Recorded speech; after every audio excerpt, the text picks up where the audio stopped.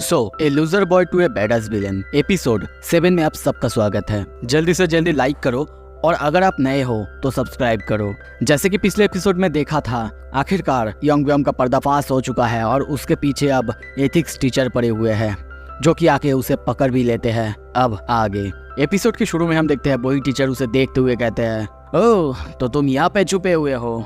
तुम्हारे जैसे बच्चों को पकड़ते हुए मुझे 10 सालों से भी ज्यादा हुए हैं, तो तुम तो मेरे लिए कुछ भी नहीं हो। अब चलो मेरे साथ, यू आर फिनिश्ड। पर तभी योंगब्योम वहां से भागने लगता है। वो उसे रोकने के लिए कहता, तभी नैरेटर कहता है, हर किसी का वो दिन यानी बुरा दिन आता है जब कुछ भी उसके हिसाब से नहीं जा रहा है। सब कुछ उसके खिलाफ जाने लगता है और आज इसके लिए वैसा ही एक दिन है।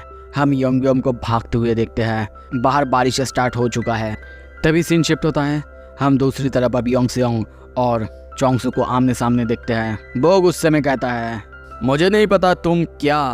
पर वो कहता है, ओह तुमने तो बहुत जल्दी पता लगा लिया, मुझे तो लगा और देर करोगे तुम। मैं बस सोच रहा था कि तुम बहुत बड़े एक बुद्धू हो। पर यह सुन के वो गुस्से में उसे अब मारने के लिए आता है। पर योंगसेओंग झुकता है और उसकी पैरों पे एक किक करता है। ये देख के वो कहता है, क्या कर रहे हो तुम? मैं एक ही टेक्निक पे 2 बार फॉल नहीं करता। पर तभी वो उसके जबड़े को पकड़ता है और नीचे स्लैम करता है। उसका हालत बहुत खराब हो जाता है। योंगसेओंग कहता है, एसोल तुम्हें लगता है कि मैं एक ही चीज 2 बार यूज करूंगा? पर वो तभी उठते हुए कहता है, बास्टर्ड आज मैं तुम्हें डिस्ट्रॉय करूंगा। और तभी उसे हम बहुत गुस्से में देखते हैं, पर खुद को शांत करते हुए कहता है, काम डाउन। जब तुम शांत रहोगे तभी तो अपने दुश्मन को अच्छे से मार पाओगे। और तभी वो उसे जोरदार एक पंच मारने के लिए जाता है। पर योंगसेओंग डॉज करता है और उसके फेस पे एक जोरदार पंच मारता है। और फिर देखते हैं उससे थोड़ा सा दूर हटता है और उसकी तरफ देखते हुए कहता है, let me ask you one thing, आखिर क्यों तुम योंगब्योम की राइट हैंड बने? आखिर क्या मजबूरी थी तुम्हारी कि वो तुमसे जो गंदा काम करवाता है वो तुम करते हो? तभी हमें थोड़ा सा पास्ट की सीन दिखाया जाता है जहाँ पे उसकी मॉम उसे कहती है, चोंगसू क्या तुम इस हॉस्पिटल बिल को अफोर्ड कर पाओगे? वो कहता है, इट्स ओके मॉम, आपको चिंता करने की ज़रूरत नहीं है। मेरा दोस्त बहुत अमीर है, यहाँ तक कि उसका फैमिली एक हॉस्पिटल भी ओन करता है, उसी ने मेरी मदद की है। वो उसे कहने की कोशिश करता, पर तभी योंगसेओंग उस पर कैप फेंकता है और जब उसका विजन ब्लॉक होता है तभी वो उसे और एक खतरनाक किक मारता है और कहता है, माफ करना पर मुझे ऐसी स्टोरीज बिल्कुल पसंद नहीं है। चोंगसू कैप को पकड़ते हुए कहता है, यू बास्टर्ड तुमने अपनी कैप का? पर तभी वो कहता है, Jongsu you fell for it again. और वो उसके पैरों में किक करता है जिसकी वजह से वो फिर से नीचे गिरता है। योंगसेओंग कहता है, तुम्हें अच्छे से ध्यान रखना चाहिए था जब बारिश हो रहा है। आप देखते हैं चोंगसू नीचे गिरता है और अब योंगसेओंग अपने टी शर्ट की स्लीव्स को थोड़ा सा बाहर निकलता है, चोंगसू के गर्दन में बांध देता है। चोंगसू सोचता है, मैंने फिर से अपना गार्ड डाउन करा। अब देखते हैं योंगसेओंग उसके गले में वो बांध और ज़्यादा टाइट करने लगता है। चोंगसू की हालत बहुत ख़राब हो रहा है। अब योंगसेओंग थोड़ा सा स्माइल करने लगता है। तभी हमें पास्ट में हॉबिन को दिखाया जाता है। वो कहता है, द हुइडन स्लेप चोक, मैं तुम्हें दिखाता हूँ ये कैसे करते हैं। ये बिल्कुल सिमिलर है हैंडशेक स्लेप चोक से, पर ये थोड़ा सा अलग है क्योंकि तुम इसे अपने टी शर्ट से अपने ओपोनेंट पर यूज़ कर सकते हो। इस तरफ अब हम प्रेजेंट में चोंगसू की हालत बहुत ख़राब होते हुए देखते हैं। धीरे धीरे वो अपना कॉन्शियसनेस खोए जा रहा है और सोचता है, नहीं मैं अवेक नहीं रह पा रहा हूँ। पर तभी चिल्लाते हुए वो उठता है, जितना ताकत था उतना लगा देता है। योंगसेओंग बहुत ज़्यादा चौंकता है। वो अब अपने आप को छुड़ाने की कोशिश करता है पर योंगसेओंग अपनी ग्रिप और ज़्यादा मजबूत करता है जिसकी वजह से चोंगसू की हालत अब और ज़्यादा ख़राब हो रहा था। और अब तभी देखते हैं योंगसेओंग घूमता है और उससे कहता है, तुम्हारे ये करने की वजह से ये मेरे लिए और ज़्यादा आसान हुआ। और उससे कहता है, क्यों ना तुम थोड़ी देर के लिए अच्छे से सो जाओ। तभी नैरेटर फिर से नैरेट करता है, जैसे ही वो अपना कॉन्शियसनेस खोने वाला था उसे अपने बचपन में देखा हुआ एक शो याद आया जो कि वो बहुत पहले देखा करता था। हमें तभी पास्ट की सीन दिखाया जाता है। चोंगसू को देखते हैं, वो टीवी देख रहा था। टीवी पे एक बंदा क्रोकोडाइल्स के बारे में कहता है, क्रोकोडाइल्स और रेप्टाइल्स। दुनिया में जितने भी सारे प्रेडेटर्स हैं उन सब में छुप के शिकार करने में सबसे ज़्यादा माहिर अगर कोई है वो है क्रोकोडाइल्स। ऑफ कोर्स इनके शिकार वही होते हैं जो कि लैंड में रहते हैं, जो कि पानी पीने के लिए या फिर किसी भी वजह से पानी के बहुत पास या फिर इनके बहुत पास आ जाते हैं। पता है इनके बारे में स्पेशल क्या है? एक बार अगर इन्होंने अपने किसी भी शिकार को अपने जॉ से पकड़ लिया तो फिर वो कभी कभी उन्हें जाने नहीं देते। डरावना है ना? तो फिर कभी भी अगर तुम ऐसे किसी क्रोकोडाइल के हाथों लग जाओ कभी उनके पास मत जाना, नहीं तो ये जो डियर का फेस है ये बिल्कुल तुम्हारे जैसा ही होगा। तभी उसी डियर के जैसा ही चोंगसू की हालत देखते हैं, वो रो रहा है या फिर उसकी आंखों से अब पानी बह जा रहा है। अब धीरे धीरे हम देखते हैं वो कॉन्शियसनेस खोता है और सोचता है ये बास्टर्ड है असल में क्रोकोडाइल। एक बार अगर इसने किसी को पकड़ लिया ये किसी को जाने नहीं देता। तभी वहीं पे चोंगसू अब बेहोश हो चुका है। अब यंगसेंग किसी को कॉल करके कहता है, हाँ मैंने इसे टोक आउट कर लिया है। हाँ मैम बिल्कुल ठीक हूँ, तुम जल्दी से जल्दी यहाँ पे आ जाओ। चलो अब फिनाले के लिए तैयार हो जाओ, अब जल्दी ही यंगब्योम की बारी आने वाला है। तभी सीन शिफ्ट होता है दूसरी तरफ। हम देखते हैं वो टीचर उसने अब यंगब्योम को पकड़ लिया है। यंगब्योम नीचे गिर जाता है। वो कहता है मैंने तुम्हें कहा था ना तुम दूर नहीं जा सकते। पर तभी यंगब्योम उसके फेस पे जोरदार एक लात मारता है और गुस्से में कहने लगता है, जाने दो you little shit, you bastard, you son of a bitch, तुम मुझे अकेला क्यों नहीं छोड़ते।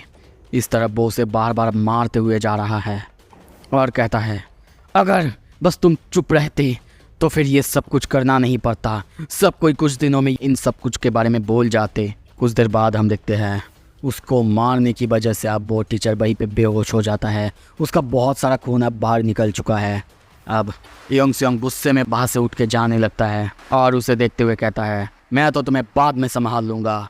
तभी वो जब बाहर निकलता है, बाहर देखते हैं पुलिस की गाड़ी भी आ चुका है। पुलिस वाले उससे कहने लगते हैं, ओ तुम वहाँ हो, रुक जाओ वहाँ पे। पर वो वहाँ से भाग जाता है। अब भागते भागते हम देखते हैं यंगब्योम किसी जगह पे आ चुका है। उसकी हालत भी बहुत ख़राब हो चुका है। वो बार बार चोंगसू को कॉल करे जा रहा है पर चोंगसू उसका कॉल नहीं उठा रहा था। वो सोचता है व्हाट द हेल, वो आखिर क्या कर रहा है, मेरा फ़ोन नहीं उठा रहा है। मैंने उससे कहा था कभी भी मेरे कॉल्स को इग्नोर मत करना। तभी आवाज़ आता है, यंगब्योम तुम यहाँ पे क्या कर रहे हो? वहीं पे यंगसेंग को देखते हैं। वो कहता है और तुम्हारे पैरों में इतना ज़्यादा खून क्यों? यंगब्योम उसे देखते हुए कहता है तुम आखिर यहाँ पे क्या कर रहे हो? क्या तुमने? पर वो तभी कहता है किस बारे में तुम आखिर बात कर रहे हो? ये तुम्हारा ही बिल्डिंग है, याद है ना?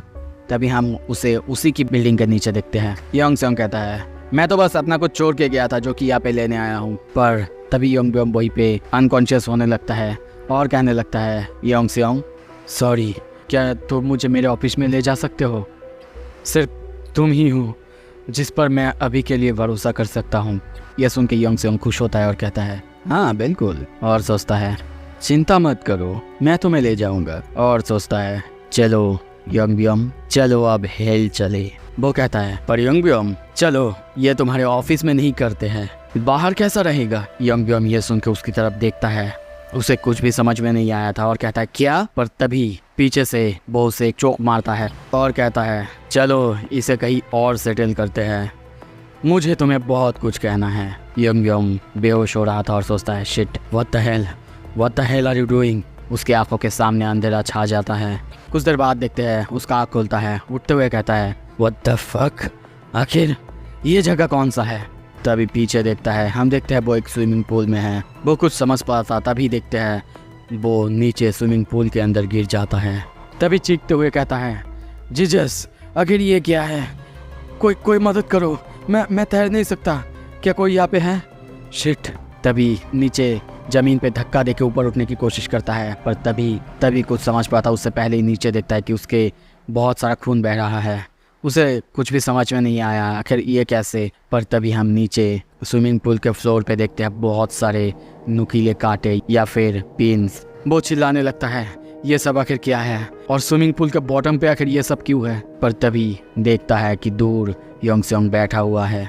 चिल्लाते हुए कहता है asshole, यंगसेंग you son of a bitch, आखिर तुम यहाँ पे क्या कर रहे हो? मेरे साथ ये सब कुछ क्यों कर रहे हो? वो कहता है ए यंगब्योम, क्या तुमने कभी भी द लिटिल मरमेड की स्टोरी सुनी है? अरे पता है ना द फेरी टेल, वो जो एक मरमेड के बारे में था जो अपने लिए प्यार चाहता था, पर योंगब्योम को कुछ भी समझ में नहीं आ रहा था। और तभी देखते हैं योंगसेओंग पूल की जो वाटर निकालने का रस्सी था वो बाहर निकाल देता है, जिसकी वजह से सारा का सारा पानी अपने बाहर निकल जाने लगता है। वो कहता है लगता है कि तुम्हें याद नहीं है। दैट्स ऑल राइट, चिंता करने की ज़रूरत नहीं है, मैं तुम्हें याद दिला के रहूँगा। और तभी उसके बॉडी पे हम उसी टैटू को देखते हैं, यानी लिटिल मरमेड की टैटू को। हमें पास्ट की सीन दिखाया जाता है। हम देखते हैं कमेंटेटर किसी के लिए पागलों की तरह कमेंट करे जा रहे हैं। वो और कोई नहीं बल्कि नायोन ली था, जो कि तैरने में बहुत बहुत अच्छा था। उसके लिए सब चीयर कर रहे थे। वहीं पे उसकी मॉम और उसके भाई यानी योंगसेओंग भी था। योंगसेओंग कहता है मेरी बहन बहुत अमेजिंग थी, उसने अपनी दोनों पैर खो दी थी पर फिर भी कभी हार नहीं मानी, और इसी वजह से उसने स्विमिंग करना स्टार्ट करा। मैं अगर बोलूँ तो वो ओवरनाइट बहुत ज़्यादा फेमस हो चुकी थी और इसी वजह से उसके लिए बहुत सारे इंटरव्यूज़ के कॉल आने लगे। मैं सच में बहुत ज़्यादा प्राउड था। कुछ देर बाद मॉम मुझे बुलाती है, डिनर करने के लिए कहती है क्योंकि हमें जल्दी कोर्ट में जाना था। तभी सीन शिफ्ट होता है, कोर्ट में देखते हैं अब योंगसेओंग नायोन की जो केस थी योंगब्योम के खिलाफ वो चल रही थी। पर जज जब सारे सबूतों को देखता है उन्हें लगता है कि ये इंटेंशनल नहीं था, क्योंकि जो एक्यूज्ड है वो कह रहा था कि उसने गैस पेडल को ब्रेक्स समझ लिया था। इसमें वैसे ना बिलीव करने का कोई रीज़न नहीं है क्योंकि वो एक माइनर है और उसको कोई प्रॉपर ड्राइविंग इंस्ट्रक्शन भी नहीं मिले थे। अब योंगसेओंग नरेट करता है ये एक बस ट्रायल नहीं था, पर मैं जब योंगब्योम की मॉम और डैड की तरफ देखता हूँ कि वो लोग भी उतने ही शौक थे, और क्यों ना होंगे क्योंकि उनका बेटा जो कि घर में अच्छा बेटा बन के रहता है वही बाहर जाता है, लड़कियों को छेड़ता है, बुली करता है। ये सब आखिर उनको पता ही कैसे होता। वो जज कहता है देखो हमें प्रूफ चाहिए, पर वहाँ पे ना कोई कैमरा और ना कुछ भी था, और कार का डैश कैम वो भी बंद था। और ऐसा भी लगता है कि जो एक्यूज्ड है उसने बार ये सेटल करने की कोशिश करा था। अब ये सब कुछ देख के ये कोर्ट एक डिसीजन लेता है योंगब्योम को 180 घंटे के लिए कम्युनिटी सर्विस में रखा जाए। अब इस सब के बाद हम नायोन की हालत बहुत ख़राब देखते हैं। वो घर पे बैठी हुई है, कंप्यूटर की तरफ देख रही थी। पीछे से आवाज़ आती है नायोन क्या तुम ठीक हो ना बेटा, मुझे तुम्हारी चिंता हो रही है बेटा। हम उसे रोते हुए देखते हैं। उसकी मॉम कहती है बेटा दरवाज़ा खोलो बेटा नायोन, पर वो अपने वही न्यूज़ को देख रही थी। योंगसेओंग नरेट करता है योंगब्योम वहीं पे रुका नहीं। सबसे जो बुरा चीज़ था वो था डैश कैम, जो कि उसने क्लेम करा था कि वहाँ पे नहीं था। उसने उस रिकॉर्डिंग को थोड़ा सा एडिट कर दिया, पर इसके वजह से एक मीडिया वॉर छिड़ गया, वो भी मेरी दीदी के खिलाफ। वो एक विक्टिम से सडनली एक एब्यूज़र बन चुकी थी, और ऐसे किसी केस में पब्लिक कभी देखता नहीं कि सच्चाई क्या है। ये बिल्कुल कांटों में चलने जैसा है। चाहे आप कितना भी चीखो पर मासेस के सामने आपका रोना कोई नहीं सुनने वाला। वो लोग बस कुछ वायरल सीन्स को देखे और उसके बाद अपने आप बहन को जज करने लगे। ये सब कुछ मेरी बहन को पता था और इसीलिए वो चुप रही। सीन शिफ्ट होता है। अब देखते हैं योंगसेओंग बार अपनी बहन को कॉल करे जा रहा था, भागते हुए घर जा रहा था और सोच रहा था नायोन प्लीज़ फ़ोन उठा लो एक बार के लिए नायोन। पर नायोन के हाथ में ही फ़ोन देखते हैं, रिंग करे जा रहा है पर वो फ़ोन नहीं उठा रही है। और कुछ ही देर बाद हम देखते हैं जब योंगब्योम आ रहा था उसी के सामने उसकी बहन ऊपर से जंप करती है। सब वहाँ पे देखने लगते हैं, पर योंगसेओंग वहीं पे खड़ा था क्योंकि उसे पता था ये कौन है। वो नरेट करता है मेरी बहन वो हमेशा एक एडल्ट की तरह एक्ट करती, पर असल में थी तो वो एक हाई स्कूलर ही ना। सीन प्रेजेंट में आता है। वो योंगब्योम को कहता है सो योंगब्योम क्या अब तुम्हें याद आया? अगर नहीं आया क्या मैं तुम्हें और कुछ हिंट दूँ? वो कहता है what the hell are you? अब वो उसकी तरफ धीरे धीरे आगे जा रहा था और कहने लगता है swimming pool, the little mermaid, dash cam. पर योंगब्योम बार चिल्लाते हुए कह रहा है व्हाट द हेल, आखिर तुम ये सब क्या कह रहे हो? मुझे कोई आइडिया नहीं है कि तुम किस बारे में बात कर रहे हो। पर तभी वो उसे एक जोरदार किक करता है और कहता है योंगब्योम अगर इतने सब कुछ के बाद भी तुम्हें पता नहीं चला तो तुम एक पनिशमेंट डिजर्व करते हो। अब योंगब्योम गिर रहा था, उसके नीचे सारे पिन्स। वो सोचता है शिट मैं सारे पिन्स के ऊपर गिर रहा हूँ। और तभी कुछ देर बाद गिरने के बाद वो चिल्लाने लगता है, चारों तरफ लुढ़कने लगता है और कहा जाता चारों तरफ पिन्स गिरे हुए थे। अब योंगसेओंग कहता है क्या दर्द हुआ तुम्हें? अच्छा है, मैं चाहता हूँ कि तुम्हें दर्द मिले। और इसी वजह से मैंने कुछ एक्स्ट्रा एफर्ट लगाया। पर वो कहता है, you freak, you son of a bitch, आखिर क्या हुआ है तुम्हें? तुम मेरे साथ ये सब कुछ क्यों कर रहे हो? यंग सेयोंग चुपचाप उसकी बातें सुनता है। वो अब उठने लगता है। उसकी पीठ में हम चारों तरफ पिन्स बिंधे हुए देखते हैं। दर्द से चीख रहा है और कहता है, जीसस, आखिर क्या पता है तुम्हें मेरे बारे में? Who the hell are you? सामने से आवाज आता है, यम यम। वो उसे लात मारता है, नीचे फिर से गिराता है और कहता है, मैंने तुम्हें शुरू से कहा था ना, मैं यंग सेयोंग ली हूँ। और सोचता है, वही बच्चा जिसे तुम अपने उंगलियों के नीचे दबा के रखते थे और जिसकी बहन को तुमने चुरा लिया। यंग यम उन्हीं सारे पिन्स पे गिरे जा रहा है।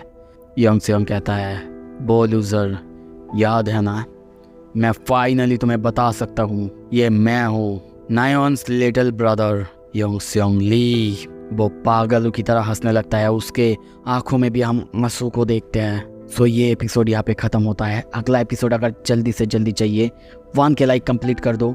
और हाँ, नया एक एनीमे देखना है, देख सकते हो, बहुत अच्छा एनीमे है, ऊपर दिख रहा होगा। और अगर आपको डैंडरन का मांगा देखना है वो भी देख सकते हैं, वो भी सच में बहुत अच्छा है। Thank you so much video देखने के लिए। अच्छा लगे तो लाइक कर दो, शेयर कर दो एंड स्टे ट्यून्ड।